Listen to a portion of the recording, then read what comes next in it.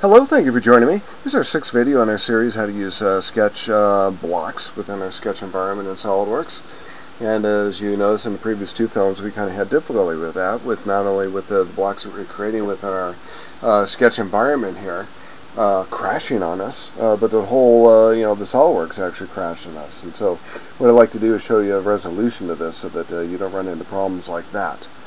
So let me show you what's going on here. What I did is I created this N block. The very first block I created just like I did with the A block within the confines of our fully defined sketch. But what it does when you make a block like this within that sketch environment is it borrows some of the elements, some of the relationships and dimensions from that sketch environment and incorporates them into the blocks. And when you're done with the block, you edited the block is back into place, which you have this redundancy in some of these elements. And just to demonstrate that, if I were to double click on that N, and take a look at that, you notice the 7-inch dimension is down here, and this coincident relationship is down here too. These two elements are also out of the block environment. So I'll go back into the sketch environment, and I'm going to go ahead and keep my sketch relationships on so we can see what we're doing. We also have the 7-inch dimension down here, as well as a coincident relationship here, and here, and here, and here. These things will cause conflicts. At first, SolidWorks may not catch it. It's not catching it here, but eventually it will if you try to make modifications to this block. And I think it gets to the point where the program can't respond to it adequately, and it'll crash on you, or just go in the over definition. This is how you avoid it. The best way to avoid this is to build these blocks outside of the sketch environment. Get it outside of the sketch environment. Create like a 7-inch by 5-inch rectangle somewhere else, and create your block with inside of that, and then insert it. If you're doing it this way, the best thing to do is probably delete some of the redundancy in here. We probably don't need that 7-inch dimension, or maybe we can go inside of the end and delete that one in there, or we can delete some of these extra coincident relationships. So if you click on this one, what it's doing is it's saying the endpoint down here is going to be coincident with that line. We could probably get rid of that one. This one up here, probably get rid of this one. And this may be to that sketch line in here too, but what it does is it gives you the ability to move that block around and redefine that. So now we can move that off. We could take this point and probably go back into that point, but it's better if you want to do this, just do the very basic relationships in here to get this fully defined. So let's just take this line, and that line, we'll make that collinear. This line and this line will do everything on the bottom and the left to just be consistent with the rest of it. And then when we do that, that'll be fully defined. This probably will not cause us any problems. We'll have to do that with all the other lettering from that point on. So that's the problem that's going on. And let me show you another way of doing this. I have another drawing open. It's a little bit more advanced. What I have over here is our sketch 39. I made a copy of the previous drawing and just simplified it. So what I did is I created a separate sketch with all the alignments in there. So let's go ahead and open that up and take a look at that. This has no blocks.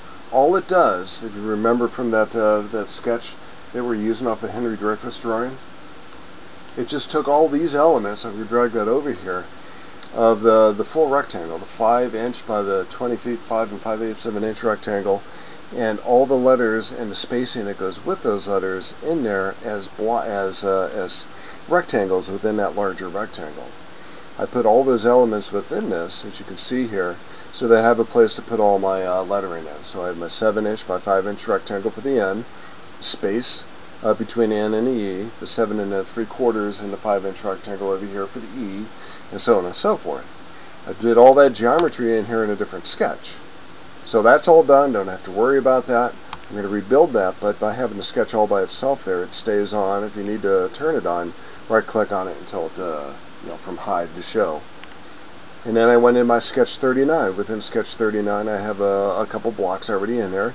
So let's go ahead and take a look at that and see what we're doing here.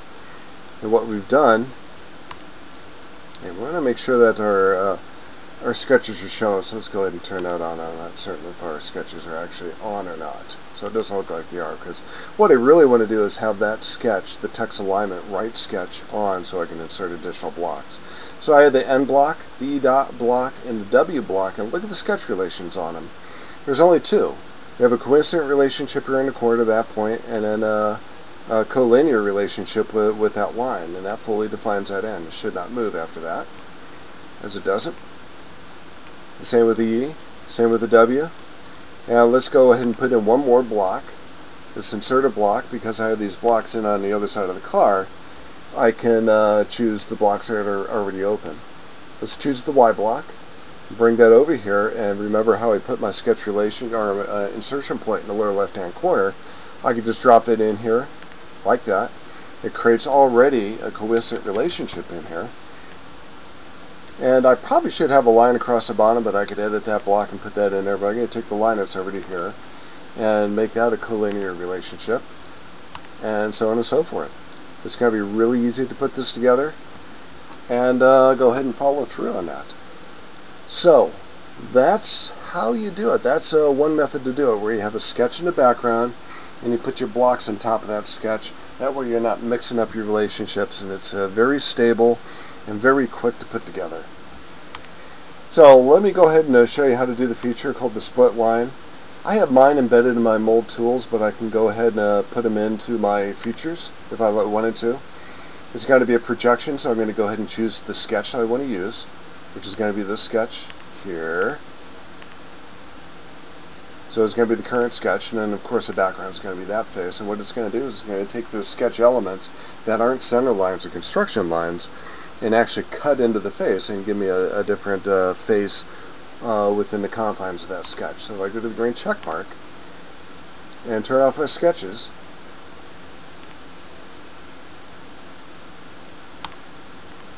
now I have my split lines. And so that's a different face, that's going to be a different face. Then you take this face with the control key depressed, and just do new. I'm going to right click and give it a different color, which is the intent all along. And you choose white, green check mark, and there we have it. And one more advantage to using these blocks is we can save these blocks outside of the environment, put them in a folder so that we reuse these. When I get to use, put them on the tender or on the locomotive, I probably am going to want to borrow those blocks. So here's a couple different elements on our block toolbar. And when we're in the block environment, if we go back and edit that sketch, it gives us the ability to save those blocks outside of the environment. So let's go ahead and click on that W block just for demonstration. Now we can save those blocks elsewhere. We can put it in a folder of our choice. And that's going to be under body, model images, and probably have another folder in here for blocks, but we'll save it in that folder as it is, and it'll be ready for insertion into another drawing, into another model. So, thank you for joining me. If you have any questions about this, drop me a line. I'll try to respond to you as quick as I can, and we'll go from there. Good luck. Have fun.